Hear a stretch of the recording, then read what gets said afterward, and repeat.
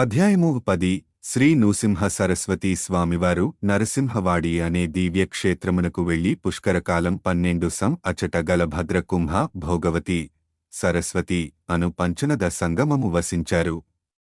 అచట అమరేశ్వర స్వామివారు 64 మంది యోగినులతో ఉండి భక్త రక్షణ గావిస్తున్నారు. శ్రీ గురులు ప్రతిదినం అమరపురానికి భిక్షకొరకు వెళ్లేవారు. అచట ఒక బ్రాహ్మణ పండితుడు సదాచార సంపన్నుడై భిక్షాటన చేత జీవించేవాడు. అతనికి భార్య 2 పిల్లలుండేవారు. ఒక్కొక్కరోజు ఏమీ దొరకకుంటే వారి ఇంటి ముందున్న తమ్మ చెట్టు కాయలు వండి ఆ బ్రాహ్మణి భర్తకు పిల్లలకు పెట్టి సంతృప్తిగాంచుచుండేది. సంతృప్తికి మించిన ఐశ్వర్యం సృష్టిలో లేనేలేదు కదా. ఒకరోజు శ్రీ గురులు ఆ గుహానికి భిక్ష కొరకు వెళ్లారు.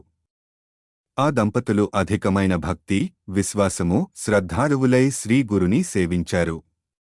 వారికి ఏమీ లేని కారణముగా శ్రీ స్వామివారికి తమ్మకాయలే వండి నివేదన గావించారు.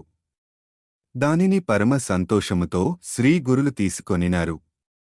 ఆ దంపతులను చూచి, ఓ పవిత్ర దంపతులారా, మీ దారిద్ర్యం ఇప్పటి నుండి తొలగింది అని శ్రీగురువు వారినాశీర్వదించారు. శ్రీ గురులు వారి ఇంటి ముందు గల తమ్మ చెట్టును పీకివేసి మరీ వెళ్లారు. ఆ బ్రాహ్మణి తమ్మ చెట్టును చూచి దోహకించి మరల దానిని పాతాలని భూమిని త్రవ్వుచుండగా భూమిలో ఒక బంగారు బిందె ఆమెకు దొరికింది. దాని నిండా బంగారు కణికలున్నాయి. అప్పుడు బ్రాహ్మణుడు భార్యను చూచి, ఓసి, నీవు ముందు వెనుకలు చూడకుండా దోహకించావు. ఆ యతీశ్వరులు మన దారిద్ర్యాన్ని పరద్రొలడానికి వచ్చారు. లేకున్న భిక్ష దొరకదా అని వారు మానవులు కారు అని భార్యా బిడ్డలతో శ్రీ గురువుల దర్శనము చేసుకుని వారు ధన్యులయ్యారు. నారాయణుడు నరసింహావతారణ తన హిరణ్యకశిపుని పొట్టచీల్చారు. హిరణ్యకశిపుడు సామాన్యుడు కాడుకదా. మహాతపస్సు గావించి బ్రహ్మచేత ఎన్నో వరాలు పొందినాడు. అందుచేతవాని రక్తం శ్రీ నారసింహస్వామి గోళ్లలో చిక్కుకొని మహాబాధ గావిస్తుంది. అందువలన మహాలక్ష్మి మేడిపండ్ల రసాన్ని స్వామివారి గోళ్లకు పూసి బాధనంతా తగ్గించింది. అప్పుడు నారసింహస్వామివారు ఆ మేడి చెట్టును భక్తి శ్రద్ధలతో ఆరాధిస్తే వారికి విషబాధలు, పాపాలు తొలగిపోతాయని వరమిచ్చారు. అటువంటి మహామహీ మాన్వితమైన మేడి వృక్షఛాయను శ్రీ గురువు నివాసం. అమరపురాన 64 మంది యోగినులు ప్రతిరోజూ శ్రీ గురుని బాగా పరీక్షించమని ఒక బ్రాహ్మణుని కాపలా ఉంచగా అతడు యోగినుల రక చూచి భయంతో పారిపోయాడు. ఒకరోజు ఒక చాకలి మేడి వృక్షము దగ్గర ఉన్న నది 2గా చీలింది. ఒక దారి అచ్చట ఏర్పాటయింది.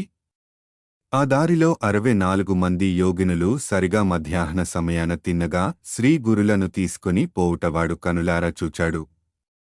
ఇంకా ఏమి జరుగుతుందో అని ఆ చాకలి శ్రీ గురుల వెంబడిని బయల్దేరాడు. యోగినులు శ్రీగురువుకి భిక్ష పెట్టగా తిరిగి వస్తున్న శ్రీ గురులు చాకలిని చూచారు. అప్పుడా చాకలి, స్వామి, నా తప్పు క్షమించండి. తమ వెనుకనే నేను వచ్చాను. ఆశీర్వదించండి అని పాదములపై బడగా శ్రీ గురులు నీవు సకలేశ్వర్యాలందుతావు అని ఆశీర్వదించారు. ఆ చాకలి అది మొదలు శ్రీ నిత్యము శ్రీ గురులను భార్యతో వెళ్లి భక్తి శ్రద్ధలతో ఆరాధించేవాడు. శ్రీ గురులు తాను అచ్చటి నుండి వెళ్లిన వరకు ఈ విషయాన్ని గుప్తంగా ఉంచమని రజకునితో చెప్పారు. రజకునకు శ్రీవారి దగ్గర బాగా చనువు కుదిరింది. స్వామి, తమరు కాశీ దివ్యక్షేత్ర మహిమ చెప్పమనగా పులి చర్మంపైనున్న శ్రీవారు, ఓరి, నీవునా ఏ పాదుకలు గట్టిగా పట్టుకొని నీ కనులను మూసుకొనమనగా ఆ చాకలి అలా చేయగా కనులు తెరిచేసరికి ఇరువురూ కాశీక్షేత్రములో ఉన్నారు. కాశీని బాగా దర్శించిన ఆ గురు శిష్యులిద్దరూ మరలా అదే రీతిగా వచ్చాడు. ఇక చాకలి తన ఆనందాన్ని పట్టలేకపోయారు. శ్రీ స్వామివారు మేడిచెట్టు క్రింద తన పాదుకలను విడిచిపెట్టారు. అచట శ్రీ అన్నపూర్ణమాతను ప్రతిష్ఠగావించారు. తరువాత గాణగాపురానికి ప్రయాణించారు. శ్రీ గురుల ఆజ్ఞ ప్రకారంగా చాకలివారు వెళ్లిన వరకు ఎవరికీ ఈ విషయం తెలిపక తరువాత అమరపురవాసులకు తెలిపగా వారందరూ ఎంతో బాధపడ్డారు.